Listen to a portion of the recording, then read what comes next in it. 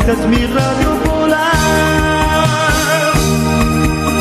Nuestra voz es Patagonia, es mar, es campo, es ciudad. Donde quiera que vayas se escuchará Radio Polar, tu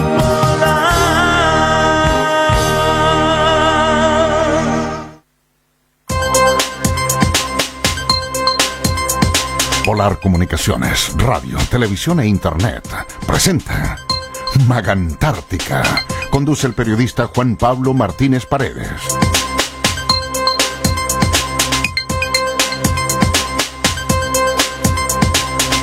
(22:03) y damos inicio a un nuevo capítulo de Magantártica, acá como todos los jueves de 22 a 23 en Radio Polar, Polar TV.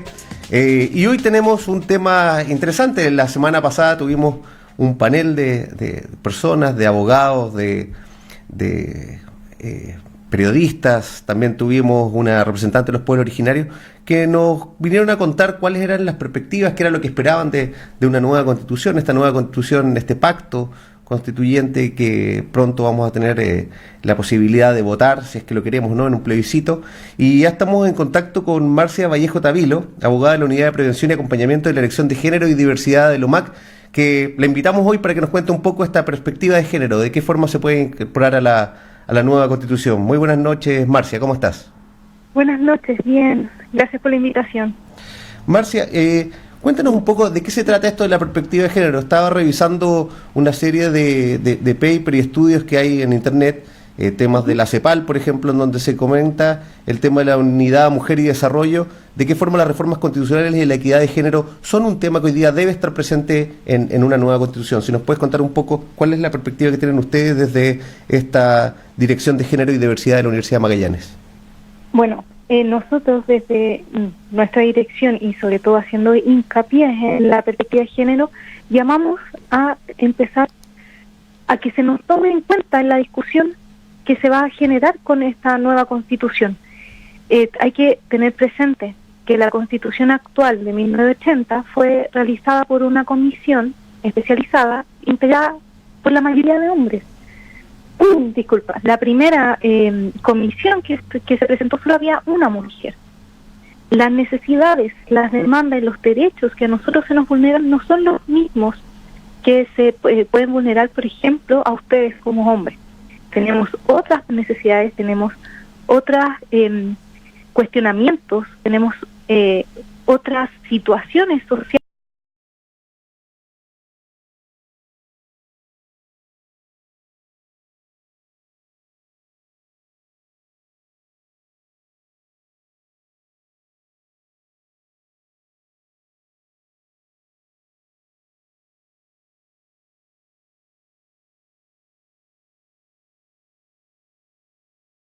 Queremos de esta nueva constitución. Ahora la consulta que te hago es, uno de los puntos que se ha tocado en este acuerdo tiene que ver con la no incorporación efectivamente de las mujeres y de los pueblos originarios. Eso es lo que ha sonado más fuerte.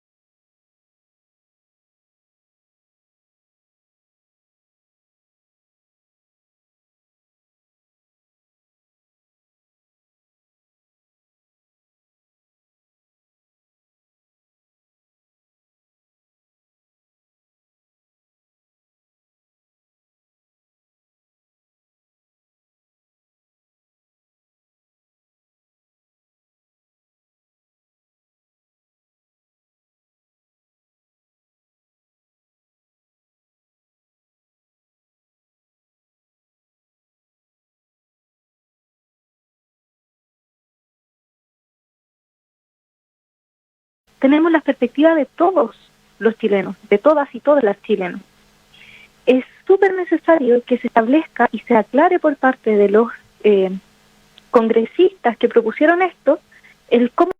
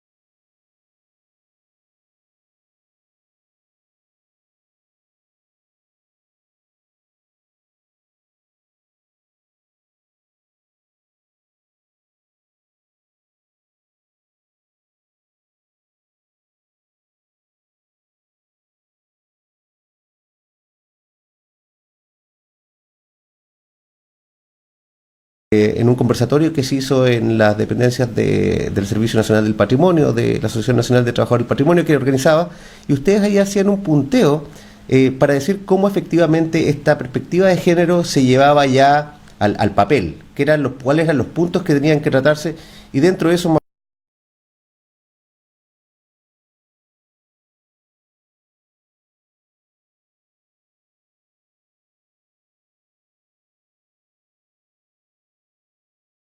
en los cuales la perspectiva de género se ve reflejada finalmente en este papel en blanco, en esta nueva constitución, nuevo pacto social. Exactamente, como decías tú, uno de los fundamentales es el derecho a la salud sexual y reproductiva, que por fin como mujeres tengamos el derecho a decidir sobre nuestros cuerpos. Y aquí va desde el tema de querer ser madres o no querer ser madres, y que esa decisión sea de nosotras, tomar o no tomar anticonceptivos, por ejemplo, practicarnos un aborto o no practicarnos un aborto, también decidir la forma en y quién nos va a atender cuando nosotros, ahí me acuerdo que dábamos el ejemplo por ejemplo, en esa presentación en cuanto a la ginecología, no me acuerdo si fue en esa presentación, pero en algún momento lo vimos, en donde, por ejemplo, cuando vamos a dar a luz, generalmente se le explica al marido lo que va a suceder. Hay muchas mujeres que han pasado por ese proceso y hay un tema que es muy tabú, que se habla del punto para el marido, en donde cuando uno tiene un parto natural, por ejemplo, se tiende a rajar un poco esa parte de la vagina por los estreches y después se cose y se hace un punto de más que no es necesario quirúrgicamente, solo para el placer del marido. Esas son prácticas que se mantienen hasta el día de hoy y que dan cuenta de que nosotros no tenemos el derecho de decidir sobre nuestros cuerpos. Por tanto, el derecho sexual y reproductivo es algo que tiene que estar en la Constitución. El derecho a la vida libre de violencia. Nosotros tenemos tasas vergonzosas de violencia hacia nosotras, o sea, femicidios, tasa de femicidio súper alto. Llevamos, creo, 52, 53, si es que no me equivoco, llevamos un poquito más. El derecho a la no discriminación, a que el trabajo doméstico sea remunerado, pero el trabajo doméstico no remunerado sea reconocido. Hay otras constituciones, por ejemplo la de Ecuador, que reconoce este trabajo y asegura a las mamás que se quedan en la casa cuidando a los hijos, haciendo aseo, preocupándose de la economía del hogar, se le asegura la salud, se le asegura una pensión en la vejez. Esos son derechos que también necesitamos incorporar en la Constitución. Exacto. También reconocer a la mujer, a los niños y a la comunidad LGBT. Hay que también decir, nosotros no éramos reconocidos en la Constitución hasta el 2005, antes hablaba de los hombres, aunque se piensa que es la generalidad, eso también invisibiliza, las palabras crean realidad. Entonces también tenemos que ser reconocidas en forma expresa en la Constitución. Exacto, mira, estaba revisando este tema de la CEPAL y me parece importante también porque hay un tema que es fundamental en nuestra Constitución el día de hoy, que aparece el tema de la familia y no está claro cuál es el concepto que hay ahí detrás, hay temas ideológicos y todo, pero veían el tema de la CEPAL, por ejemplo, que comentan algunos puntos que parecen interesantes. Dice, la paternidad responsable del no reconocimiento de la maternidad como función social reflejada en la discriminación laboral de las mujeres embarazadas, la discriminación laboral de las mujeres, en especial de las empleadas domésticas, la subvaloración del trabajo del ama de casa y de las mujeres campesinas y su función social. Es un análisis comparado de constituciones de distintos países. Mi consulta es también, ¿de qué forma esperan ustedes que se cruce esto? Hay algunos economistas incluso que dicen de que el país no podría haber evolucionado como evolucionó si es que no hubiéramos tenido generaciones y generaciones de mujeres que en su momento se quedaron en el hogar al cuidado de los niños, de los padres, de los abuelos, y que eso permitió efectivamente que los hombres salieran a trabajar y eso genera un impacto en la economía. Y bueno, y hoy día también la mujer empoderada, como tú, sale también al trabajo y eso genera una serie de otros temas sociales. ¿Cómo eso se puede plasmar en una Constitución? ¿Cómo lo ven ustedes? Porque pareciera ser que la Constitución, como todos dicen, al ser la Carta Magna, es más bien genérica y entrega una serie de parámetros sobre los cuales podemos trabajar.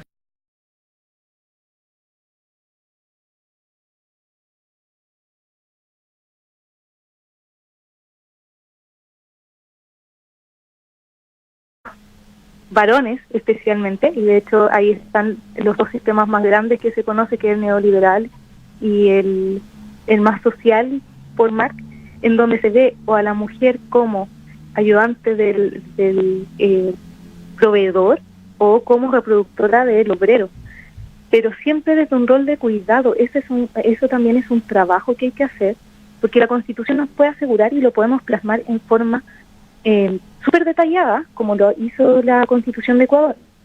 Disculpa. Pero si nosotros no cambiamos el pensamiento de que la mujer tiene que ser el ente cuidador del abuelo que se enferma, de los padres que se enferman, de los hijos que se enferman, incluso en las carreras profesionales, la mayoría de las mujeres se les estigmatiza en las labores de cuidado y no se fomenta a las mujeres para ingresar en otras profesiones como ingeniería, como matemática, como ingeniería mecánica, por ejemplo.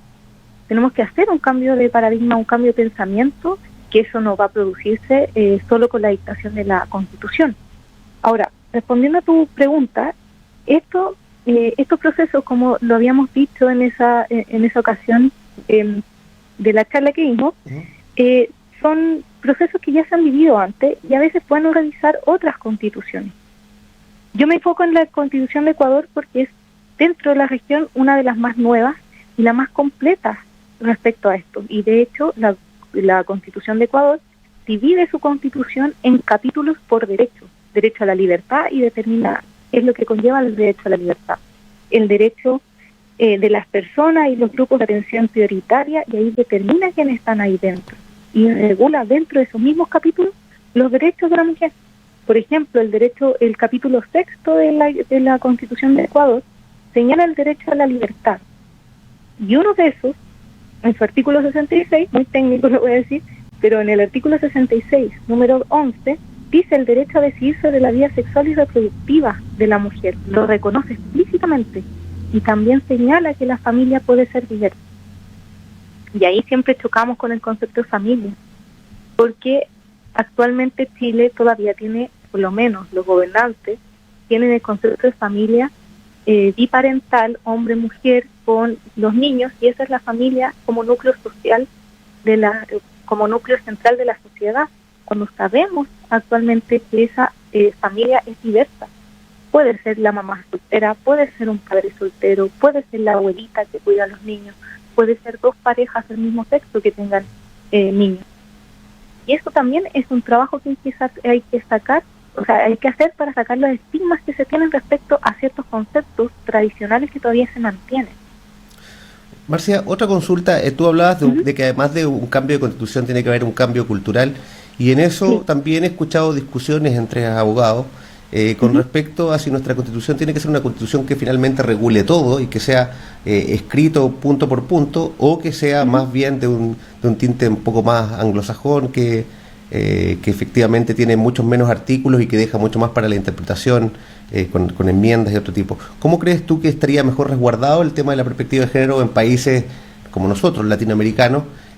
¿Sigues con la idea de que tiene que ser algo más, como dicen, como Ecuador o como Bolivia, en donde efectivamente está todo bastante escrito, o eres más de la propuesta de que sea una más bien laxa que permita la interpretación para poder ver estos temas? Mira, viendo la realidad país y centrándome también en la región Latinoamérica, creo que nosotros debemos ser más detallistas con esos conceptos, teniendo también en consideración que el lenguaje de Latinoamérica, el castellano, es muy amplio y se presta mucho para interpretación. Si ponemos, por ejemplo, el concepto de familia y no se define qué se entiende familia, probablemente van a haber grupos que utilicen otro concepto. Por tanto, creo, y esta es opinión muy personal, que sí tiene que ser mucho más resguardada en cuanto a garantizar que se entiendan todos los derechos, que se resguarden todos los derechos y no dejar para la equivocación o la mala interpretación. Por eso también yo llamo a hacer una comparación con otras legislaciones, que a veces nosotros creemos que puede ser menos, ¿cómo decirlo? Pueden ser precarias, pero en realidad son bastante interesantes, y los países que yo menciono, como Ecuador, Colombia, Bolivia, son países que legislativamente han avanzado mucho más que nosotros. Nosotros tenemos un mal en el poder legislativo, en donde la sociedad avanza muy rápido y nuestro poder legislativo es incapaz de reaccionar a ese avance social, y nos quedamos muy atrás con respecto a muchos fenómenos sociales o situaciones sociales. Por ejemplo, matrimonio igualitario todavía no lo estamos regulando, y sabemos que hay muchos compañeros de la diversidad que están viviendo juntos y que hacen bien en pareja y que quieren casarse y no pueden, y tienen el acuerdo de unión civil que no es igual que el matrimonio, porque no les reconoce derechos básicos como, por ejemplo, adoptar. Entonces, al hacer este análisis de nuestra idiosincrasia, de nuestro poder legislativo, creo que lo mejor es dejar lo más detallado posible en cuanto a qué significan los conceptos que se van a aplicar ahí. ¿Qué es la perspectiva de género? ¿Qué es la identidad de género, por ejemplo? Que en Ecuador lo reconoce constitucionalmente. ¿Qué va a ser la plurinacionalidad? Bolivia declara ser una nación plurinacional y menciona a todos los pueblos originarios pertenecientes a Bolivia. y declara además el castellano y la lengua de origen según la región los idiomas oficiales. Entonces, ese tipo de precisiones son necesarias para poder también aplicar esos derechos y no tener estas interpretaciones que a veces pueden ser incluso erróneas. Correcto. Marcia, y un poco yéndonos a lo local, si nos puedes contar un poco sobre este encuentro ciudadano, Mujeres, Diversidades y Nueva Constitución con Perspectiva de Género, que tengo entendido que el sábado 30 de noviembre se realiza de 9 a 30 horas en el auditorio Ernesto Librasich en la Facultad de Ingeniería de la Universidad de Magallanes, una convocatoria abierta y que organiza la Dirección de Género, Equidad y Diversidad UMAC y Amnistía Internacional. ¿Qué podemos esperar para ese día? Cuéntanos un poco quiénes van a estar, cuál va a ser la modalidad. Aprovecha a hacer la invitación también a todas las personas que nos están escuchando. Sí, ojalá que puedan ir todos. Va a ser una instancia súper interesante porque, en todo este acontecer social y político que estamos viendo ahora, se pretende, se quiere hacer una charla en donde nos vamos a enfocar en explicar mucho más detallado lo que es el proceso de la Constitución, qué es la Constitución un poco más a fondo, también hablar sobre la perspectiva de género en la Constitución y hacer un poco de análisis comparado y también hablar de derechos humanos, que es tan necesario hoy en día, aclarar dudas respecto a ellos, sobre todo con lo que está pasando en las calles y en el movimiento social. Va a exponer nuestra directora, Cintia Orellana, va a exponer una representante de Amnistía Internacional, Lucha, y voy a exponer yo también en el panel, y después se va a generar una conversación con las personas que asistan, porque también nos interesa saber y las propuestas que la gente tenga, contestar las dudas y por supuesto las propuestas que ellas tengan. Así va a ser una jornada súper interesante. Vamos a tratar de contestar la mayor cantidad de dudas y escuchar y acoger la mayor cantidad de propuestas que tengan. Están todos invitados, es una convocatoria abierta, pueden ir el que desee, pero va a estar enfocado a también dar voz a las mujeres y saber qué ven también de todo este proceso, que es súper interesante analizarlo con esa perspectiva. Perfecto. Para ir cerrando este primer bloque, la última consulta que te quiero hacer, aquí más como persona natural, más que en tu cargo y todo, ¿qué crees tú que necesitamos? Porque la Constitución era uno de los temas, el otro es la agenda corta, la agenda social, en el tema de fondos de pensión, el tema de sueldo. ¿Van a tratar algo de eso también en este encuentro ciudadano, que muchas veces la gente dice quizás la Constitución no lo soluciona, pero sí da un marco para poder solucionarlo? ¿Se va a ver también eso con respecto a las inequidades también que existen en esa otra parte que no tiene que ver con la Constitución, pero sí con algunas leyes que igual de alguna u otra forma desfavorecen a las mujeres? Bueno, en el encuentro en sí no vamos a tocar de manera profunda eso, pero podemos hacer una referencia. Yo creo que sí vamos a hacer una referencia porque finalmente siempre sale respecto sobre todo a AFP.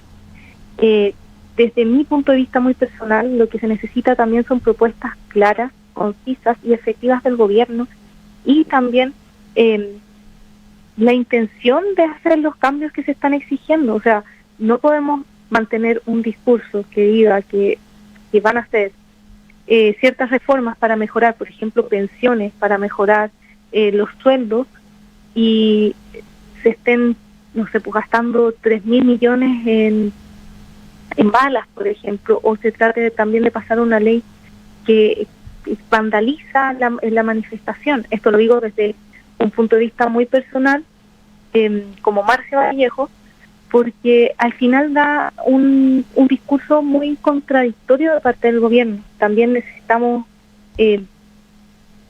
una claridad de lo que los congresistas también están dispuestos a señales claras de lo que están dispuestos a hacer, y en verdad también generar las instancias para discutir las leyes que están hace años descansando en el Congreso. Lo que se está pidiendo ahora, como dice la consigna, no son 30 pesos, son 30 años. Hay modificaciones a leyes que se pueden hacer. Hemos visto cómo trabaja el Congreso en estos últimos 40 y tantos